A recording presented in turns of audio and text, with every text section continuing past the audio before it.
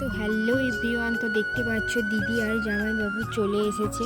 তো অনেকটা দূর থেকে এসছে গরমে রোদে। তো প্রথমেই আসা মাত্র আমি শরবত আগে থেকে করে রেখেছিলাম, তো ওটাই দিয়ে দিয়েছিলাম ঠান্ডা জলের।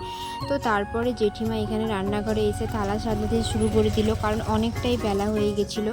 তো এখানে দেখতে পাচ্ছ এখানে থালাটা সাজানো হয়ে গেছে। তো এখানে আগে থেকে আমরা কিন্তু রেডি করে রেখেছিলাম সব কিছুই, দই, মিষ্টি, পায়েস, তার সঙ্গে ফলও আগে থেকে কেটে রেখেছিলাম। তারপরে জামাইবাবু এসে বসে পড়লো, আর আমরা কিন্তু একে একে থালাগুলো ভালোভাবে সাজিয়ে দিচ্ছিলাম, কারণ অনেক বেলা হয়ে গেছিলো। তো প্রথমে মেনুতে ছিল তো ভাত, সাদা ভাত ছিল, তার সঙ্গে ছিল পোলাও ছিল, আলু ভাজা ছিল, কুমড়ো ভাজা ছিল, পটল ভাজা ছিল, বেগুন ভাজা ছিল, আর কুঁদরি ভাজা ছিল, তার সঙ্গে ডাল, চিংড়ি মাছের মালাইকারি, আর খাসির মাংস, আর চাটনি ছিল, আর তার সঙ্গে মিষ্টি ছিল 2-3 রকমের, আর ফল ছিল, আর সঙ্গে ছিল পায়েস ছিল, দই ছিল, পাঁপড় ছিল, ডাল ছিল, সব রকমেরই ছিল।